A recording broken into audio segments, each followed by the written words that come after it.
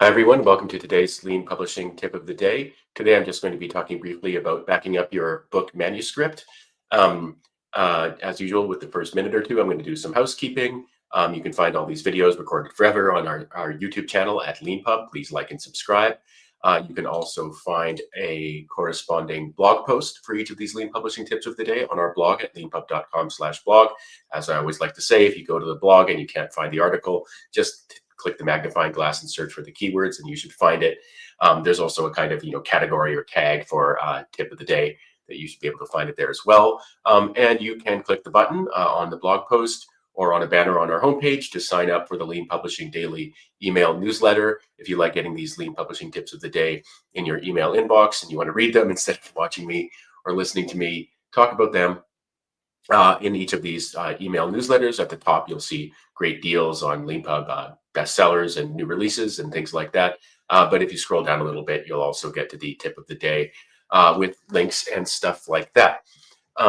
So today I'm going to be talking about backing up your book manuscript. I'm an obsessive backer-upper. The way I've always done it myself, if I'm writing using something like Microsoft Word or something like that, is I have a sort of like file name. And then I do like kind of -1.00, like 00, for the first version. And then every time I save a new version, I add 0.01 to the number. So if I want to save a new version, I would be file name 1.01, but then file name 1.02.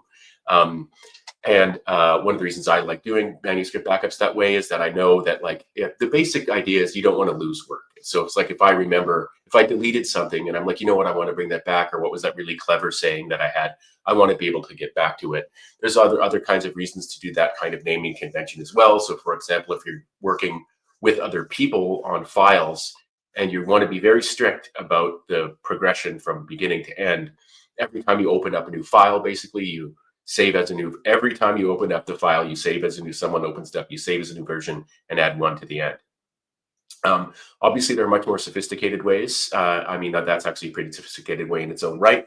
Other things you can do is send yourself an email. I don't know how common this is anymore, but that's something people used to do.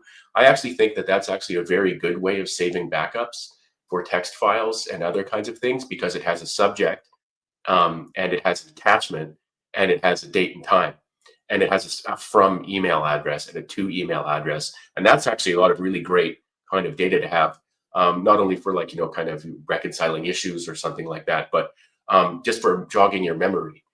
Because if you send an email like that and there's a timestamp when you're trying to think, oh, when not only what did I delete when I deleted that clever phrase and thought I didn't need it, now I want it back, but there will be a date and time and an action of sending in your mind associated with that. So that's a great way of doing it, of doing backups. Now, we on Leanpub, can help you with backups. There's an article in here about our manuscript versions page. So let me just share the article there. So this is in our Author Help Center. You just search for manuscript versions or backup or something like that, and you should be able to find it relatively easily. And we walk you through where you can do this. Just one note, this obviously doesn't work for our upload writing mode. In our upload writing mode, you upload your EPUB file or your PDF file or both that you've created yourself. So all that kind of stuff is up to you. But if you're writing in Leanpub, in our browser mode or in GitHub or Dropbox writing mode, we actually help you out by saving manuscript versions for you. So if you go to the versions section of your book, you will find a manuscript versions page that you can go to. And there I'll show that to you live in my kind of demo book in a second, but you can click Create Archive, then you can click Download, then you'll download a zip file and you'll find all the contents of your book in there. So it's really that easy. Let me just go to my book. Here's my demo live stream book that's growing over time.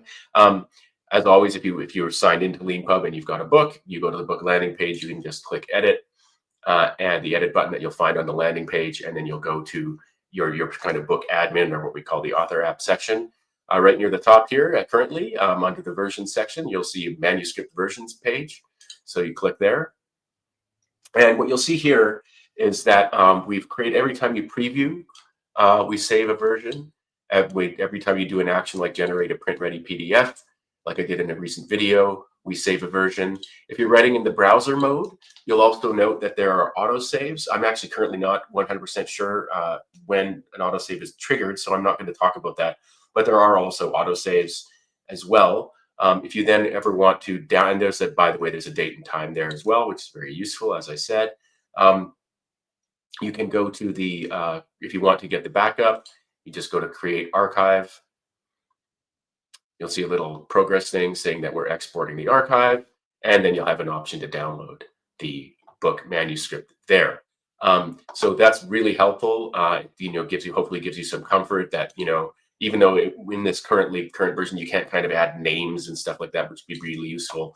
But if you've done something and you've ever generated a preview, you should be able to go back and download that manuscript. If you're working with other people, this can really help sort of resolve issues if someone's like forgets where something is.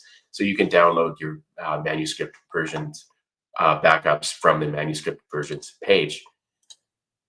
And that's really it. It's that simple. I do recommend, however, as I think I say in the blog post, that you don't just rely on the manuscript versions backups on Leanpub. I would definitely, I mean, again, this is me, I'm an obsessive backer-upper, but I would recommend doing this like, I would do it probably every day if I was working on a book. I'd generate a preview and I'd go to the manuscript versions page and I'd download the manuscript, and I would, save it somewhere on my computer in a folder with a little name for like, when I was working on that day, or a little note or something like that. That's what I would recommend. As always, if you got to this video a little bit late, this was the Lean Publishing tip of the day, where I was talking about backing up your book manuscript, a really important thing, and how Leanpub helps you do that, and just some tips for how you can do it yourself.